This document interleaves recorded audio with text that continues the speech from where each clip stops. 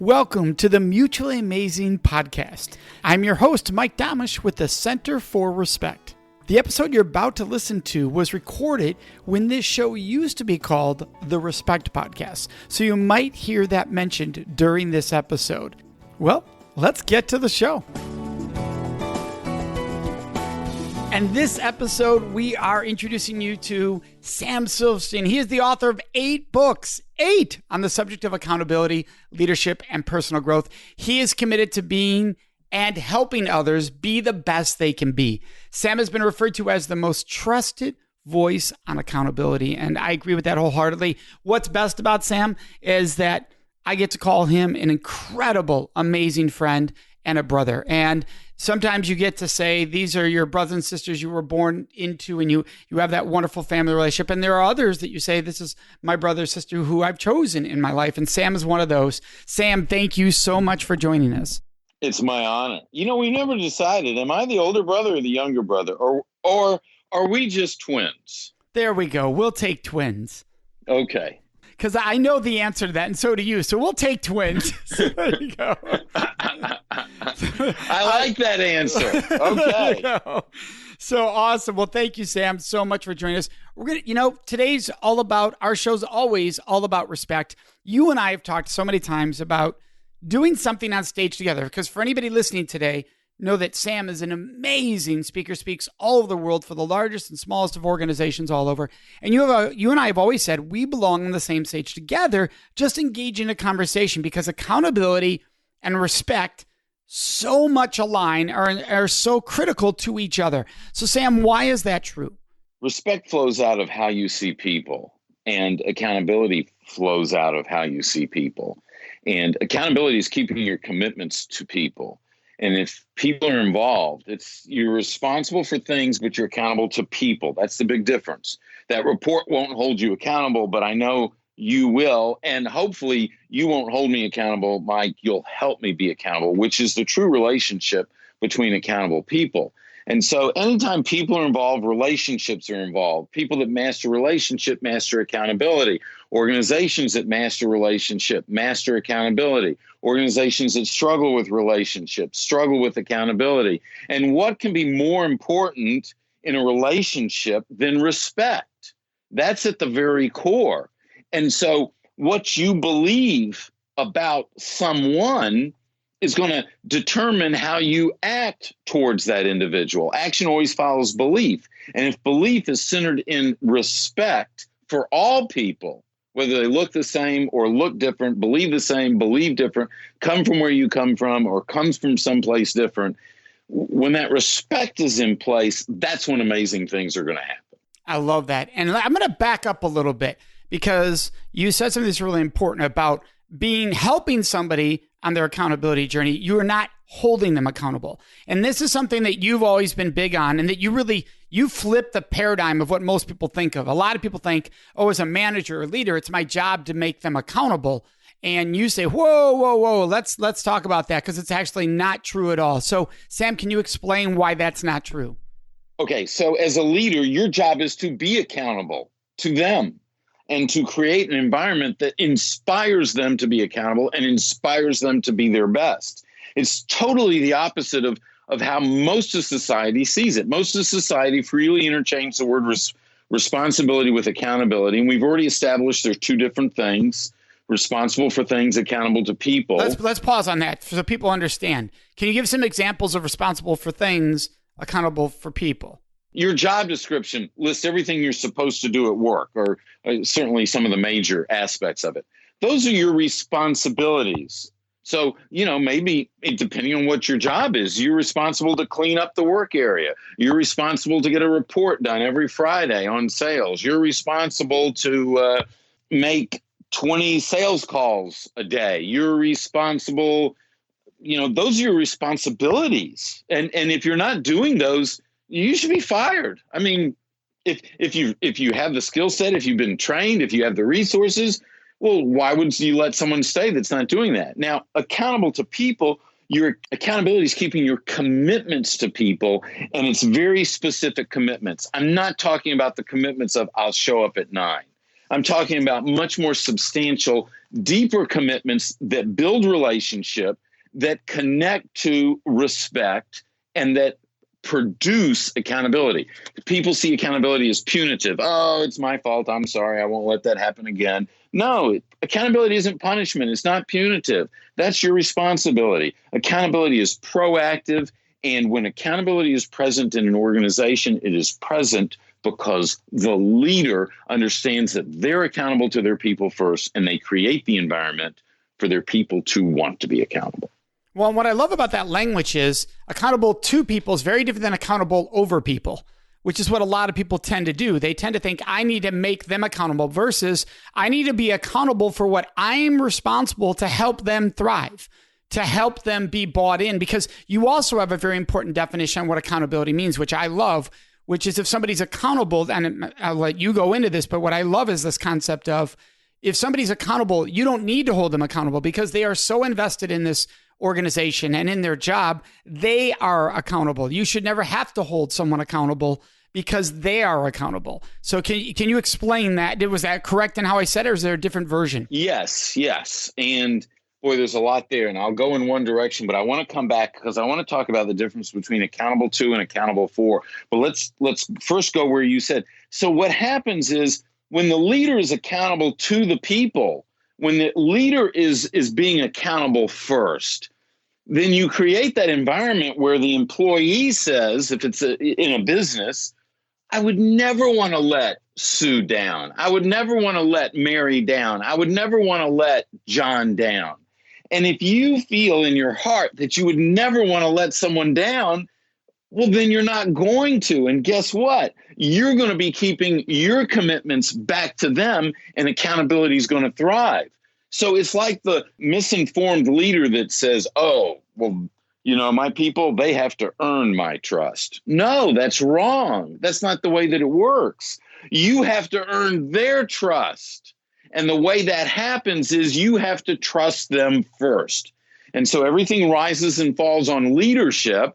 And accountability is the highest form of leadership because it's about the leader being accountable to the people first and creating this wonderful environment, we call that corporate culture, where the people are inspired to be their best and to choose to be accountable. And there are organizations where this happens. And in those organizations, not only is there incredibly high engagement and satisfaction, but the bottom line flourishes beyond what is ever imaginable in business. And I love that you brought that up because a lot of people think, well, to build that, you have to be willing to sacrifice the bottom line. And what you have found working with the clients that you help all over the world is it's the direct opposite. The ones that are doing this well are incredibly profitable, have incredibly successful track records of consistency financially. And I think that's interesting because people go, yeah, but look at this one company over here. They take all the shortcuts and they make all this money. Well, I've always believed in what a guest said recently. There are two ways to do things when it comes to make money. The wrong way, as far as ethically and morally, you can still make money doing that, and the right way. And so why not choose the right way? Well, exactly. I mean, you can be inefficient and make money. So why not be more efficient from a manufacturing standpoint? Well, it's the same way with the other aspects of business. And so what happens is this, and I shared with you prior to this call, I shared with you a company I was just with 2 days ago, where in 2008, when half of the home builders in the United States went broke during the Great Recession. This company, like the year before and like the year after, their business went up 30%. Well, there's a reason why that happens, and it's not luck. And it's tied to accountability from leadership to their people, creating this environment because they spend as much time focused on building this environment where people want to be accountable, where people respect each other. They spend as much time on that as they do on how do you build a better house. Now, we got to back up. Because I told you I wanted to talk about accountable to and accountable for. Can we do that? Yeah, let's go there. Okay, so and this I think also helps because the significance for the leader comes out in this situation. A lot of times if I'm in front of an audience, I'll ask them, who are you accountable to? And they say, oh, well, I'm accountable to my boss. They sign my check. They might say I'm accountable to my peers in the organization. When I'm accountable to my parents, and there's all sorts of people that you're accountable to. And then I'll stop and I say, well, who are you accountable for? And there's always this silence and this seriousness that comes up. And they go, oh, wow, well, I'm accountable for my children. I'm accountable for the people that report to me. I'm accountable. And they list everyone in their life, personally, professionally, whatever, that they're accountable for. And so here's the difference. When you're accountable to, they're responsible for some aspect of your well-being, and they affect your life beyond a surface level. And so does your boss impact your life beyond a surface level? Sure. Do the people that report to you impact your life beyond? Sure. Do your parents as a young child? Sure. Now, accountable for is you're responsible for some aspect of their well-being. You impact their life beyond a surface level. And so I liken this to the difference between ownership and stewardship. Ownership, you can do what you want, but when it's stewardship, if it's my money, I can do what I want. But if I'm a steward, and I am for my mother, for her resources, I can't take chances. I have to protect that like crazy. There's a higher degree of responsibility. And as leaders, whether we're leaders in a business, leaders in our family, leaders in our synagogue, mosque, or church, leaders in the community, when we are accountable for some aspect of the well-being of someone else, that responsibility carries with it such importance that when we step that out through the commitments that we make and keep with those people, we become accountable and we inspire them to be accountable. Ideally, we're accountable to and accountable for, right? It's not one or the other. Let's say that you're a parent or a leader in an organization. You're accountable to the people you lead, as you said, because you need to be role modeling, creating that, setting that atmosphere. You're also accountable for them because you're in charge of that division. If you're a parent, you're in charge, that's your family. So is it a yes and a yes, or is it no, it's always for and not to? Great question. So here's the thing. If you're accountable for, you are always accountable to. But if you're accountable to, that does not mean that you're accountable for. When your children were younger, when they're 8, 9, 10 years old, they're accountable to us as parents. They're accountable to us to clean their room, to do the right things, to do their homework, whatever it is, okay? But they're not accountable for us. They're not. We're accountable for them. And in that situation, when we're accountable for them, we're also accountable to them. It doesn't work reciprocal both ways. If you're accountable to, it doesn't mean you're accountable for. But if you're accountable for, you're always accountable to. Makes perfect sense. So let's take an example in the corporate world where you're accountable to, but not accountable for. Well, it's real simple. If you're my boss, I'm accountable to you, but that doesn't mean I'm accountable for you.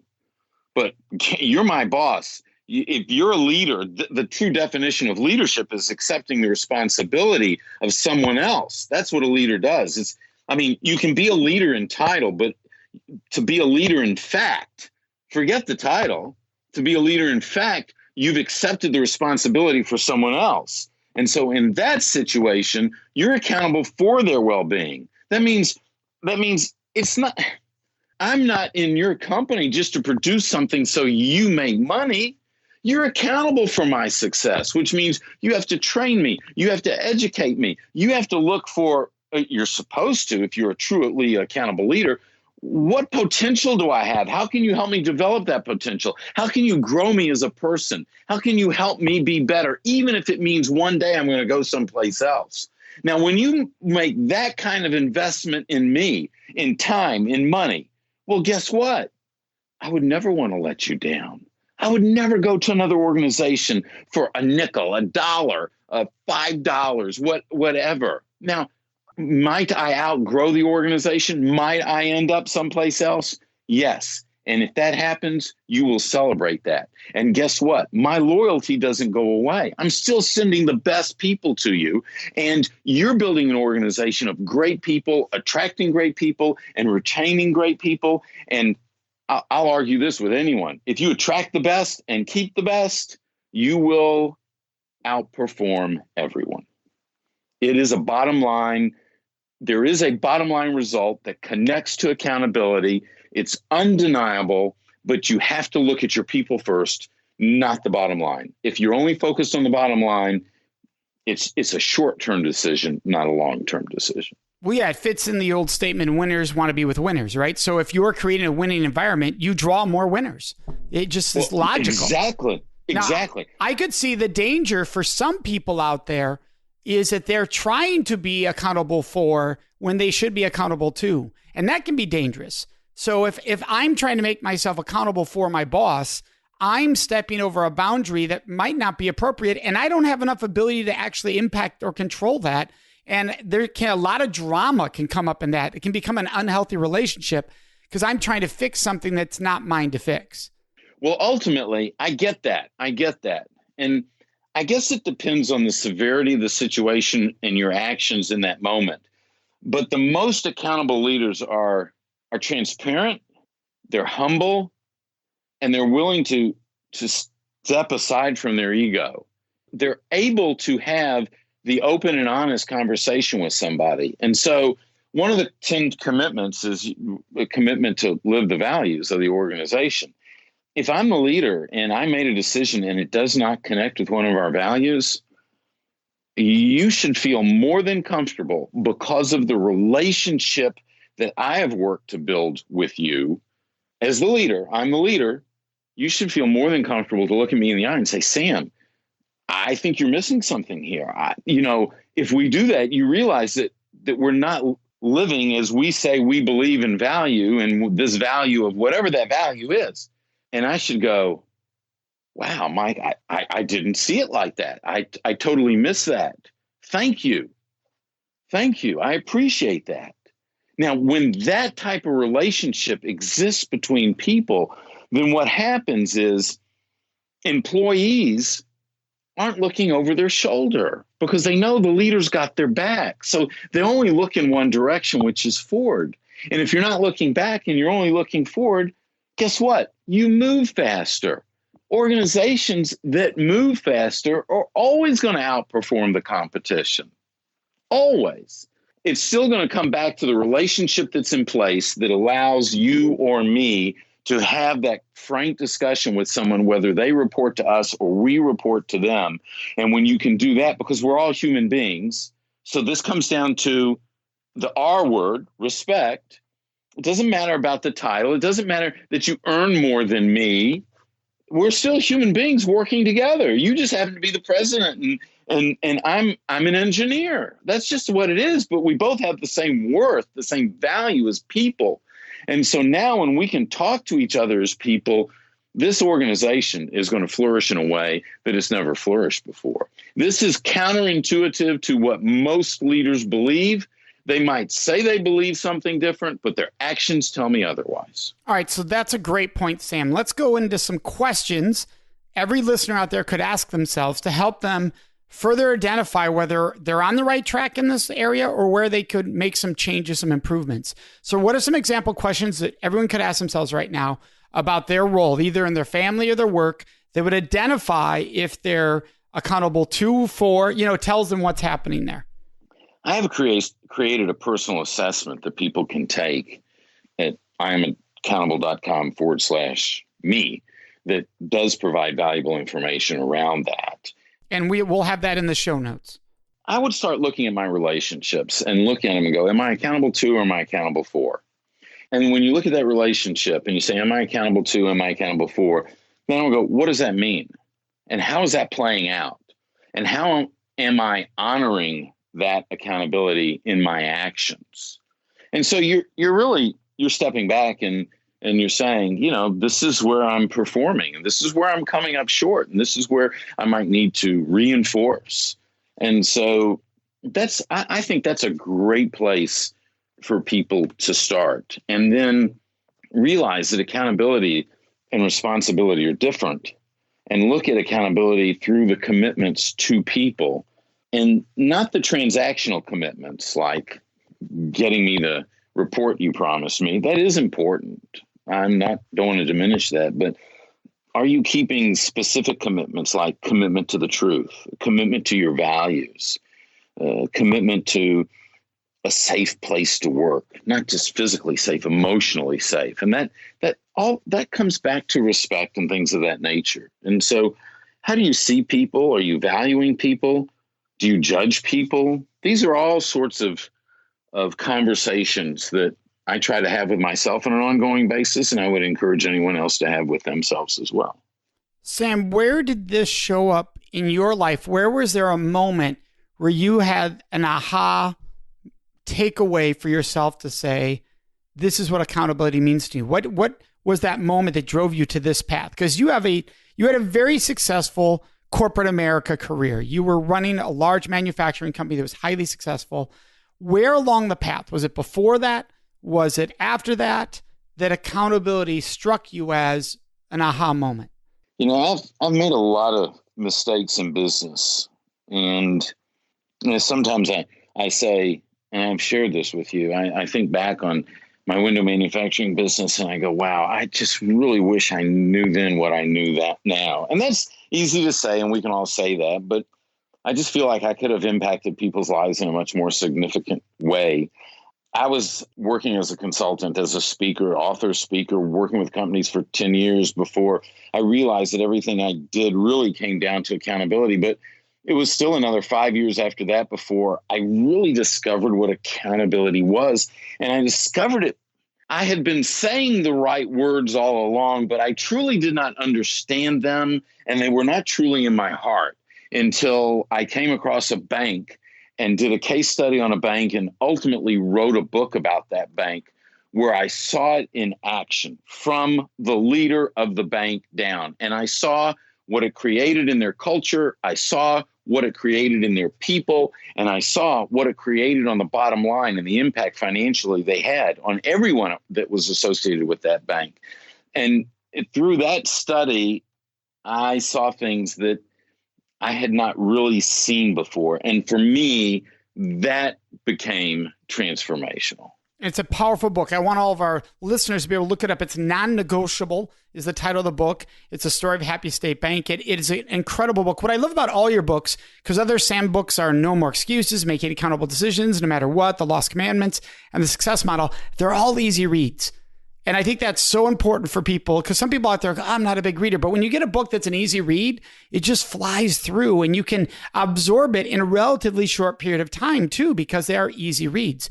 And you make it easy for people to take skill sets and implement them in their lives, which is just really powerful to relate to them. So I recommend for anybody, absolutely, for anybody listening, you want to check it out, Non-Negotiable. Super, super powerful, easy read book that makes a big difference out there. Sam, you know how much I love you. So thank you so much for joining us today. Well, Mike, you know how much I love you. And so thank you for the honor of sharing me with people that you value so greatly. That means a lot to me. And of course, anytime I can be of service for you and your friends and the people in your life, then all someone has to do is let me know. I love it. Sam's website, for everyone listening, you want to make sure you can find Sam. IamAccountable.com or SamSilverstein.com. He has a special link there, samsilverstein.com/me. So just so you're aware of that, that's also out there too. And we have all the other links, YouTube, LinkedIn, Instagram, all on the show notes. Listeners, you know what's next. It is Question of the Week. Today's question is, Mike, what about when companies have core values that they don't actually live by? Well, let's dive right into this one because this one is incredibly common. I was just talking with a friend recently that said, hey, I was talking to our leadership and I said, look, this one core value you have in here, we clearly don't live by it because of some things that we do and practices we have in this business. Why don't you actually just take the core value out of our core values? And so we were having this conversation. So I was talking to another friend of mine who is the foremost expert in the world on accountability. And he said, yeah, Mike, because, and that's Sam Silverstein. So if you want to look up Sam, Sam's an amazing, genius, brilliant person. Sam was saying, yeah, Mike, because then the company are just liars. And that's a very powerful statement, but it's true. If you have a core value in your organization that you're not living by, then you are failing to respect the values by which you say your organization is founded on. Therefore, you're lying that it's a core value. You'd be much more honest and way more respectful to just remove that core value from your list, have that one less core value, unless there's multiple core values you're not living by. But you need to remove them so your true core values are being respected and honored and lived by throughout the organization. We'd love to hear your questions, your thoughts, and your ideas. And the best place to leave those with us is on our Facebook page at facebook.com/Mutually Amazing Podcast. Of course, you can always contact us on our website at mutuallyamazingpodcast.com. Remember to subscribe to this show so you automatically get it every week. And if you could, take one moment to leave a review. That really helps other people find the show, which we are greatly appreciative of. So thank you so much for joining us. May you make today and every day a life full of mutually amazing relationships.